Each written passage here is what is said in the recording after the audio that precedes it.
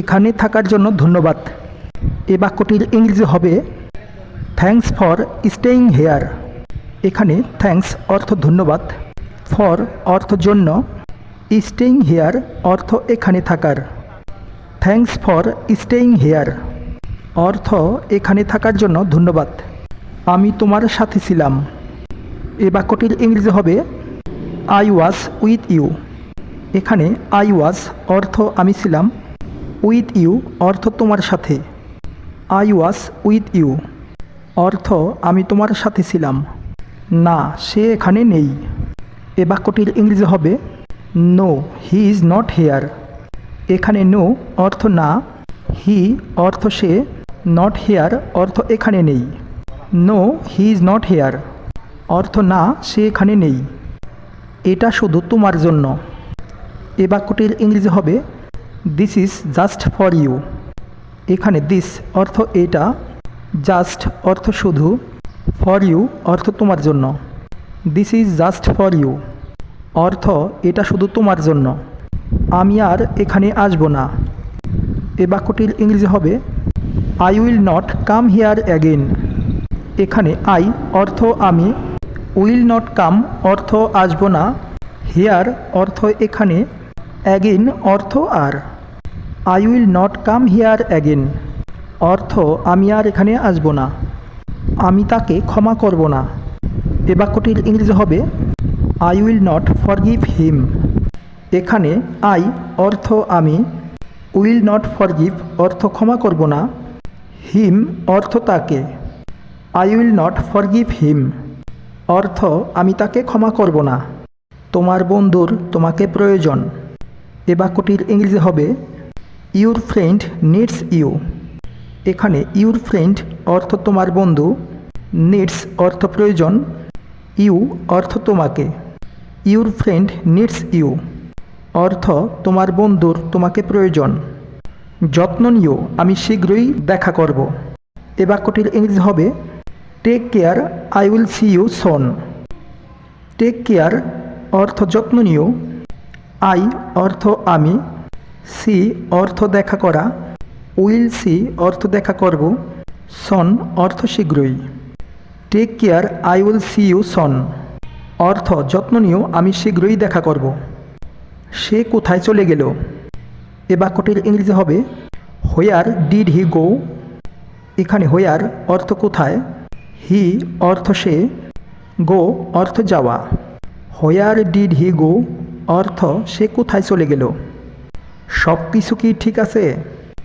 এ বাক্যটির ইংরেজি হবে ইজ এভরিথিং ওকে। এখানে এভরিথিং অর্থ সব কিছু, ওকে অর্থ ঠিক আছে। ইজ এভরিথিং ওকে অর্থ সব কিছু কি ঠিক আছে। তার বাবা হাসপাতালে। এ বাক্যটির ইংরেজি হবে his father is in the hospital. এখানে হিজ ফাদার অর্থ তার বাবা, ইজ অর্থ হয়, ইন দ্য হসপিটাল অর্থ হাসপাতালে।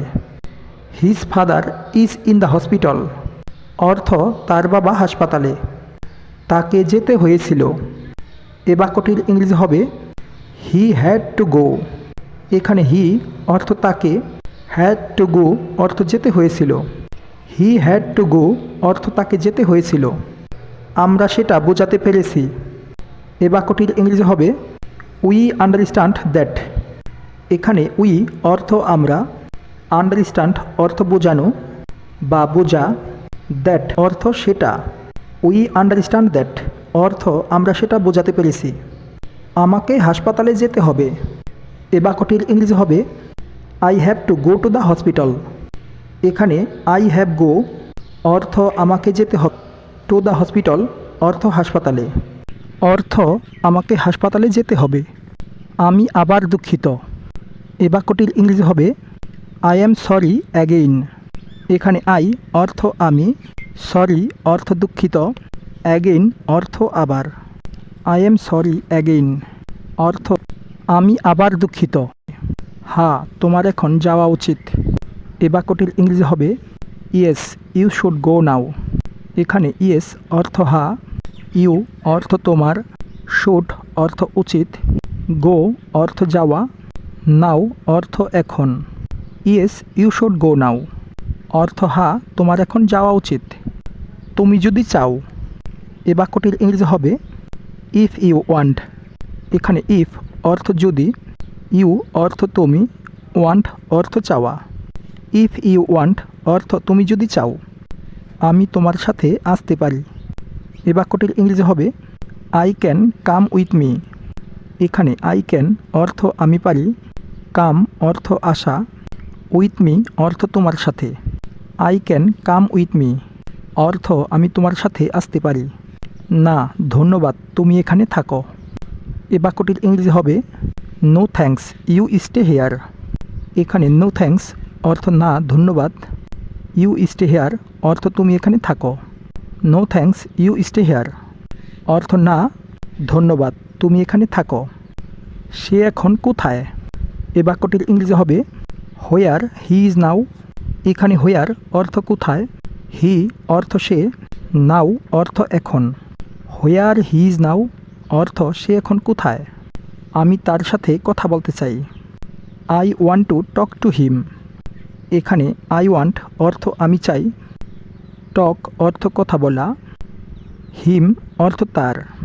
I want talk to him অর্থ আমি তার সাথে কথা বলতে চাই। দয়া করে আমাকে কিছু বলুন। এই বাক্যটির ইংরেজি হবে প্লিজ টেল মি সামথিং। এখানে প্লিজ অর্থ দয়া করে, টেল অর্থ বলা, মি অর্থ আমাকে, সামথিং অর্থ কিছু। প্লিজ টেল মি সামথিং অর্থ দয়া করে আমাকে কিছু বলুন। তোমাকে মন খারাপ দেখাচ্ছে কেন? এই বাক্যটির ইংরেজি হবে why do you took upset. Why do you took upset অর্থ তোমাকে মন খারাপ দেখাচ্ছে কেন? আমার বাবা হাসপাতালে। এই বাক্যটির ইংরেজি হবে my father is in the hospital. My father is in the hospital অর্থ আমার বাবা হাসপাতালে। গাইস, ভিডিওটা থেকে যদি আপনাদের উপকার হয় তাহলে অবশ্যই একটা লাইক করে দিবেন। চ্যানেলে নতুন হয়ে থাকলে সাবস্ক্রাইব করে বেল আইকনটি বাজিয়ে দিন, যাতে করে এই ধরনের নতুন নতুন ভিডিও আমরা আপলোড দেওয়ার সাথে সাথে আপনাদের কাছে নোটিফিকেশন চলে যায়। আর যারা আগে থেকে সাবস্ক্রাইব করে রেখেছেন তাদেরকে অসংখ্য ধন্যবাদ। আজকে এ পর্যন্তই। Thanks for watching.